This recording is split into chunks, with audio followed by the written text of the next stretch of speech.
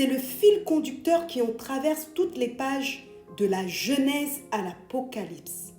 C'est dans l'amour et par l'amour que Dieu fit son œuvre puissante de création. L'amour est la vie. L'amour est cette force en vous que Dieu a versée et tirée de sa propre source d'amour. L'amour est le secret du bonheur, de la satisfaction, de la bonne santé, de la longévité et même de l'enlèvement. C'est l'arme la plus puissante de la terre. C'est la plus grande puissance qui puisse nous animer. Elle nous inspire. L'amour construit un mur de feu tout autour de nous. Il s'appelle amour. Son nom est Jésus. L'amour est votre protection. L'amour est votre gloire. L'amour, c'est Dieu dans notre vie. Il nous a revêtus de sa robe de justice. Il a mis l'épée dans notre main et dans l'autre, l'arc de la délivrance. Puis, il nous a entourés de la ceinture de son amour, sa tendresse, sa miséricorde et sa bonté. De telle façon que lorsqu'on nous regarde, on puisse le voir à travers nous.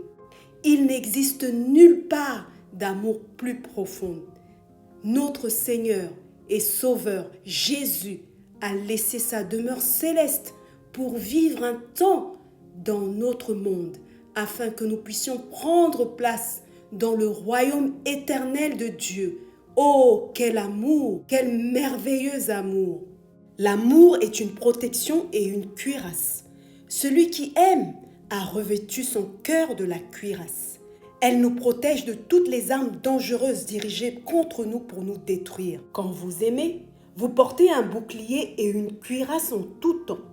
Les flèches de haine frapperont le bouclier, feront demi-tour et reviendront avec 2 fois plus de force sur celui qui les a décochés. Il n'existe qu'un moyen de se protéger de l'esprit de haine, la cuirasse de l'amour. C'est pour cette raison que Jésus nous a dit dans Matthieu 5, versets 43 à 44, « Vous avez entendu dire, tu aimeras ton prochain et tu haïras ton ennemi.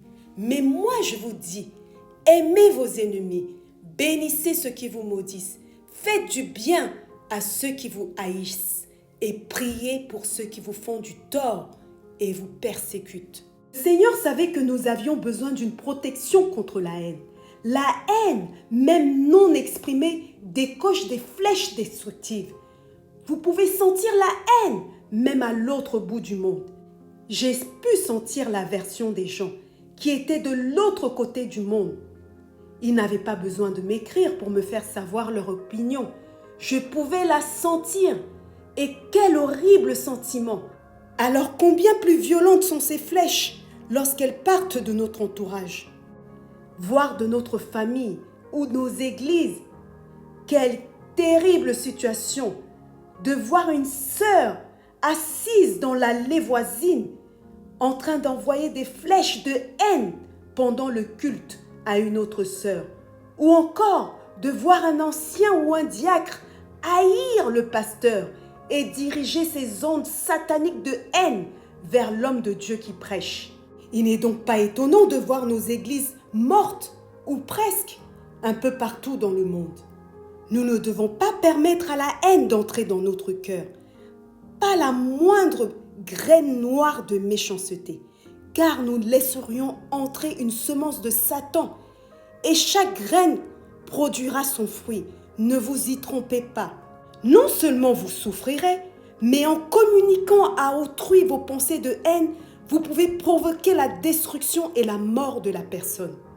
Il est dangereux de céder à la haine, à la colère, aux disputes, car de même qu'il y a un créateur d'amour, il y a un créateur d'esprits négatifs qui peuvent s'emparer de l'âme humaine. Le créateur d'amour, c'est Dieu. Le créateur de haine et de toute force négative, c'est Satan. Quand vous avez cette semence de haine dans votre cœur, vous donnez à Satan un sol fertile pour planter la destruction dans vos vies et dans votre entourage. Refusez d'être manipulé par le diable. L'amour de Dieu est capable de garder ton cœur pur et te laver de toute haine. Son sang est capable de couvrir tes péchés et son amour te purifier, te garder propre. Au cours de son sermon sur la montagne, Jésus a enseigné le peuple. Il leur a dit, « Vous avez appris qu'il a été dit, tu aimeras ton prochain et tu haïras ton ennemi. Mais moi je vous dis, aimez vos ennemis. » Si nous ne faisons pas attention, nous allons réellement prendre les armes de la loi comme Jésus l'a indiqué et nous croirons faire la volonté de Dieu. Savez-vous que beaucoup de chrétiens suivent cette loi et ils détestent vraiment leurs ennemis? On ne peut entrer dans le royaume de Dieu avec cette attitude. Quand vous manifestez la haine, vous enfoncez la flèche de la mort dans votre cœur. Le livre d'Exode 23 à partir du verset 4 nous donne un cas pratique. Si tu rencontres le bœuf de ton ennemi ou son âne, tu ne manqueras pas de lui ramener. Si tu vois l'âne de celui qui te hait couché sous son fardeau, tu te garderas de l'abandonner. Si Dieu s'était adressé à cette génération, il aurait dit, si tu vois que ton ennemi a un problème mécanique ou un pneu crevé, tu l'aideras à le faire réparer.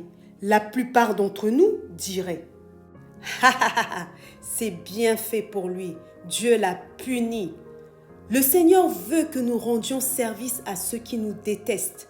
Vivre ainsi, c'est suivre la loi des anges. Tout le monde a un ange, même l'être le plus odieux de la terre, le blasphémateur qui se moque de Dieu et nie son existence, a un ange. Hitler avait un ange, Mao Tse-tung, Judas, Aman. Ils avaient tous un ange gardien. L'ange a été envoyé vers eux le jour de leur naissance et il les a quittés le jour de leur mort. En attendant, ces anges gardiens d'amour ne cessent jamais de se tenir auprès de l'âme de la personne vers qui Dieu les a envoyés et sur qui ils veillent. De plus, l'ange ne cesse jamais d'aimer cette personne. C'est pour cela que même lorsque nous étions dans le péché et vivions dans l'iniquité, les anges continuaient à nous protéger. Proverbe 24, verset 17. « Si ton ennemi tombe, ne te réjouis pas, et s'il trébuche, que ton cœur ne s'égaie pas. Il est possible d'éprouver un plaisir satanique lorsque Dieu permet la destruction d'une personne. Bien-aimés, à l'exemple du roi David, montrons de la miséricorde à l'heure du jugement de Dieu, autant que possible avec des gestes d'amour, sauf si Dieu nous a ordonné de garder le silence. Dans ce cas-là, tout ce que vous pouvez faire, c'est de continuer à aimer la personne en intercédant pour elle. L'amour est notre protection contre la haine. Si la personne aimée ne veut pas changer, alors éloignez-vous d'elle, mais continuez à l'aimer. La parole de Dieu est vraie. Si vous bénissez vos ennemis, vous serez bénis. Si vous voulez une bénédiction, tournez-vous vers celui qui vous hait et bénissez-le. Vous me direz peut-être, mais comment le bénir? En leur rendant de l'amour pour leur haine. Quand les courants de haine se dirigent vers vous, ouvrez votre cœur au Saint-Esprit et laissez-le vous remplir de l'amour de Dieu. Adorez le Seigneur et dites, « Je t'aime Seigneur, je t'aime mon ennemi, je te bénis et je prie pour toi. » Vous ferez descendre sur vous la gloire de Dieu et cette gloire est votre protection. Elle vous préservera de tous les traits enflammés du malin. L'amour pardonne. La capacité de pardonner est l'un des plus beaux dons que Dieu ait accordé à l'être humain.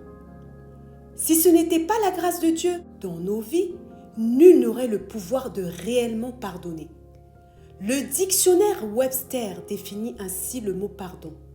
Cesser d'éprouver du ressentiment contre un fautif. Abandonner toute rancune ou toute exigence de revanche pour une insulte. Exonérer de toute dette. Seul Dieu peut pardonner. C'est pour cela qu'il nous est impossible de pardonner si Dieu, par le Saint-Esprit, ne nous communique pas cette grâce. Le prophète de Dieu, Osée, avait une femme qui se nommait Gomère. Elle était retournée à sa vie de prostitution. Sur l'ordre de Dieu, le prophète la racheta et la reprit pour femme. N'est-ce pas étrange quand on sait que Dieu avait dit à Moïse de lapider une femme coupable d'un tel péché? À l'exemple de la femme prise en flagrant délit d'adultère, combien de fois Dieu nous a-t-il pas dit « Moi non plus, je ne te condamne pas. Va et ne pêche plus. » De même qu'il nous a pardonné, nous devons pardonner aux autres. Jésus nous a demandé de pardonner. Cette loi du pardon est très fortement gravée sur le cœur de tout vrai disciple de Jésus-Christ. Elle fait partie du Notre Père. Remets-nous nos dettes. Pardonne-nous nos offenses comme nous pardonnons à ceux qui nous ont offensés. Comme nous aussi, nous remettons à nos débiteurs leurs dettes. Car si vous pardonnez aux hommes leurs fautes, votre Père céleste vous pardonnera aussi vos fautes. Mais si vous ne pardonnez pas aux hommes leurs fautes, votre Père ne pardonnera pas non plus vos fautes. On voit qu'il a introduit une nouvelle loi d'amour, une loi de pardon, parce que l'amour doit pardonner. Jésus nous enseigne dans Matthieu 5, à partir du verset 23, que si nous apportons notre offrande ou si nous nous présentons devant l'autel de Dieu et que nous nous rappelions que nous avons quelque chose contre une personne, nous devons laisser là notre sacrifice à côté de l'autel, aller nous excuser et nous réconcilier avec cette personne, puis revenir offrir notre sacrifice à Dieu. Et vice-versa, si nous ne sommes pas coupables, Dieu désire que nous suivions cette loi supérieure. Prendre sur nous le blâme, comme Jésus l'a fait, à la croix, en mourant à notre place. Comment pouvons-nous être un Jésus pour le monde si nous ne faisons pas ce que lui a fait? J'ai vu la vie de certains des plus grands et précieux serviteurs de Dieu détruite parce que l'Église n'avait pas été capable de pardonner. On croirait vivre sous la loi. Jésus est venu nous apporter la grâce. Et dans cette grâce réside la vérité de la miséricorde et de l'amour de Dieu. D'un amour si grand qu'il peut pardonner tous nos péchés et nous voir purs et propres par le sang de Jésus-Christ. Faisons attention, quand nous condamnons quelqu'un, de ne pas nous tenir du côté de l'accusateur des frères. Souvenez-vous des paroles de Jésus. Je me tiens avec l'accusé, non l'accusateur. Ce sont les paroles exactes qu'il a prononcées à l'une de mes amies. Quand il lui est apparu visiblement et lui a demandé d'emmener une malade auprès d'un certain orateur, afin qu'il prie pour elle. Cette amie avait entendu des propos négatifs sur le prédicateur. Elle était très surprise que Jésus lui demande d'y emmener son amie. Elle pria. « Mais Seigneur, j'ai entendu dire du mal de lui. » Jésus lui répondit. « C'est pour cela que je veux l'honorer. » Elle demanda encore. « Mais Seigneur, ce qu'on raconte de lui, est-ce bien vrai? Est-il coupable? » Et Jésus de répondre, « Coupable ou non, je me tiens près de l'accusé et non des accusateurs. » Jésus se tient aux côtés de l'accusé comme il se tenait à la croix, près du malfaiteur qui criait « Souviens-toi de moi quand tu entreras dans ton règne. » Jésus a pu lui répondre « Aujourd'hui tu seras avec moi dans le paradis. » Le pardon, c'est le paradis. C'est quand on l'a crucifié que Jésus-Christ a reçu la grâce de prier pour ceux qui le clouaient au bois. Il a prié, « Père, pardonne-leur, parce qu'ils ne savent pas ce qu'ils font. » Il venait de le dépouiller de ses vêtements. Jésus a montré à ses disciples la loi du pardon. Peu de temps après, Étienne a fait monter une prière semblable, magnifique, alors qu'on le lapidait. « Seigneur, pardonne-leur, parce qu'ils ne savent pas ce qu'ils font. » Lorsque tu feras ta prière, pardonne. C'est seulement avec un cœur brisé que nous pouvons participer à son corps brisé. Ô Seigneur Jésus-Christ, prends mon cœur et brise-le et fais de ma vie un sacrifice pour toi. J'ai compris que ton sang est la démonstration de ton amour dans ma vie.